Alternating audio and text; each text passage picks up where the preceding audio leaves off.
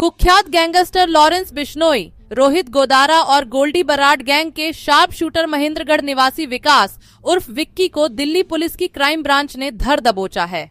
Delhi NCR में gangster syndicate के खिलाफ इसे बड़ी कामयाबी माना जा रहा है। हरियाणा के महेंद्रगढ़ जिले के गांवगुड़ा का रहने वाला विक्की लंबे समय से पुलिस को चकमा दे रहा था।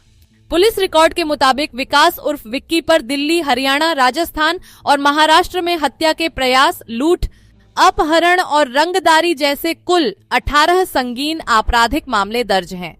दिल्ली पुलिस की क्राइम ब्रांच के डीसीपी पंकज कुमार ने बताया कि इंस्पेक्टर राकेश कुमार और एसीपी उमेश बर्थवाल के नेतृत्व में एक विशेष टीम कई महीनों से फरार गैंगस्टरों की तलाश में जुटी हुई थी।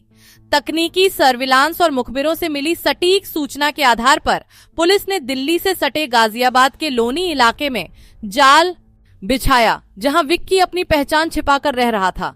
पुलिस टीम ने घेराबंदी कर उसे गिरफ्तार कर लिया। विक्की दिल्ली के चाणक्यपुरी थाने में दर्ज आर्म्स एक्ट के एक मामले में मुख्य आरोपी था और पिछले कई महीनों से फरार चल रहा था। अदालत ने उसे 5 अलग अलग मामलों में पहले ही भगोड़ा घोषित कर रखा था। पूछताछ के दौरान उसने अपराध की दुनिया से जुड़े कई बड़े खुलासे किए। विक्की ने बताया कि साल 2021 में जब वह जयपुर जेल में बंद था, तब उसकी मुलाकात कुख्यात गैंगस्टर लॉरेंस बिश्नोई से हुई। जेल के भीतर ही वह बिश्नोई के प्रभाव में आ गया और उसके सिंडिकेट का हिस्सा बन गया।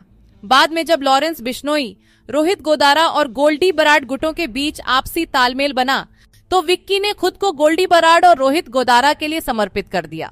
इसके बाद वह गैंग के लिए फंड जुटाने के उद्देश्य से रंगदारी और लूट की वारदातों को अंजाम देने लगा।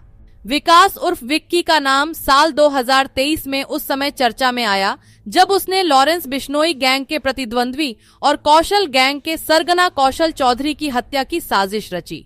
उसने गुरुग्राम के भोंटसी इलाके में एक फ्लैट किराए पर लिया था, जहां रोहित गोदारा गैंग के 10 शार्प शूटर ठहरे हुए थे। योजना यह थी कि जब कौशल चौधरी को अदालत में पेशी के लिए लाया जाए, तब उस पर हमला कर उसकी हत्या कर दी जाए। हालांकि हरियाणा एसटीएफ ने समय रहते छापा मारकर सभी 10 शूटरों को गिरफ्तार कर लिया, लेकिन विक्की मौके से फरार होने में कामयाब हो गया। इसके बाद हरियाणा पुलिस ने उस पर 1 लाख रुपए का इनाम घोषित कर दिया था। जून 2025 में विक्की ने एक बार फिर दिल्ली पुलिस को चुनौती दी। 23 जून की रात वह अपने 2 साथियों गुरमीत और अमित के साथ एक कार में अवैध हथियार लेकर जा रहा था। चाणक्यपुरी इलाके में पेट्रोलिंग टीम ने जब उन्हें रोकने की कोशिश की तो उसके दोनों साथी तो पकड़ लिए गए, लेकिन विक्की अंधेरे का फायदा उठाकर फरार हो गया। जांच में सामने आया कि गोल्डी बराड ने उसे दिल्ली के एक नामी क्लब के बाहर फायरिंग करने और व्यापारियों को डराकर रंगदारी वसूलने की जिम्मेदारी दी थी। विक्की का आपराधिक इतिहास साल 2013 से शुरू होता है। उसके खिलाफ गुरुग्राम, महेंद्रगढ़, जयपुर, हिसार और महाराष्ट्र के छिंदवाड़ा में दर्जनों मामले दर्ज हैं। वह अपहरण और फिरौती के मामलों में भी सक्रिय रहा है। साल 2024 में जेल से बाहर आने के बाद उसने अपनी आपराधिक गतिविधियां और तेज कर दी थीं और लगातार ठिकाने बदलता रहा ताकि पुलिस उसकी गिरफ्त तक न पहुंच सके। डीसीपी पंकज कुमार के अनुसार विकास उर्फ विक्की की गिरफ्तारी से रोहित गोदारा और गोल्डी बराड गैंग के नेटवर्क को दिल्ली एनसीआर में बड़ा झटका लगा है।